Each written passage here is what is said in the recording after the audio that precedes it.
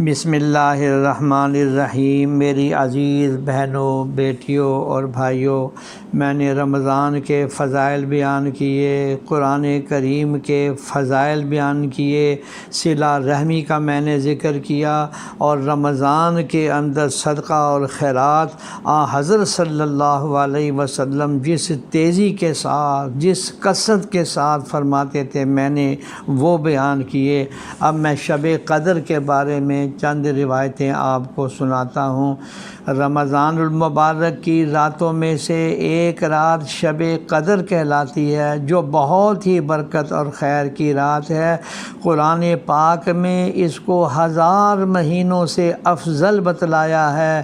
1000 مہینے کے 83 برس 4 ماہ ہوتے ہیں۔ خوش نصیب ہے وہ شخص جس کو اس رات کی عبادت نصیب ہو جائے، کہ جو شخص اس ایک رات کو عبادت میں گزارے گا، اس نے گویا 83 برس 4 ماہ سے زیادہ زمانے کو عبادت میں گزار دیا۔ اور لطف کی بات یہ ہے کہ اس زیادتی کا بھی ذکر نہیں کیا کہ کتنی زیادہ ہوگی، اس زیادتی کا بھی حال نہیں بیان کیا کہ 1000 مہینے سے کتنے ماہ زیادہ افضل ہیں۔ اللہ جل شانہ کا حقیقتاً بہت ہی بڑا انعام ہے۔ قدردانوں کے لیے یہ ایک نہایت نعمت ہے۔ حضرت انس رضی اللہ تعالی عنہ سے حضور صلی اللہ علیہ وسلم کا یہ ارشاد منقول ہے کہ شب قدر حق تعالی جل شانہ نے میری امت کو عطا فرمائی ہے، پہلی امتوں کو نہیں ملی۔ اس بارے میں متعدد اور مختلف روایات ہیں، لہذا اس رات کی ہمیں بہرحال قدر کرنی چاہیے۔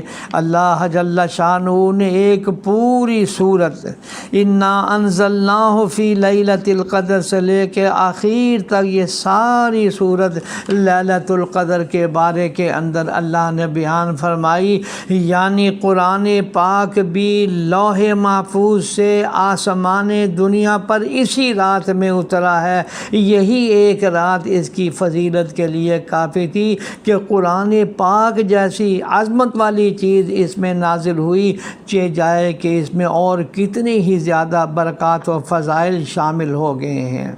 پھر فرمان الہی وما ادراک ما لیلۃ القدر، آپ کو علم بھی ہے کہ شب قدر کیسی بڑی چیز ہے، یعنی اس رات کی بڑائی اور فضیلت کا آپ کو علم بھی ہے کہ کتنی خوبیاں اور کس قدر فضائل اس میں ہے۔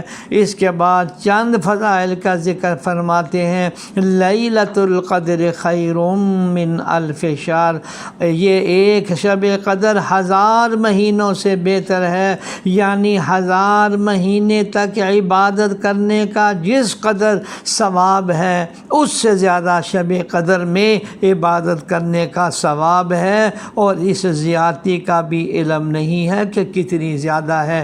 اللہ جل شانہ ہم سب کو شب قدر کی قدر کرنے کی توفیق عطا فرمائے، آمین یا رب العالمین۔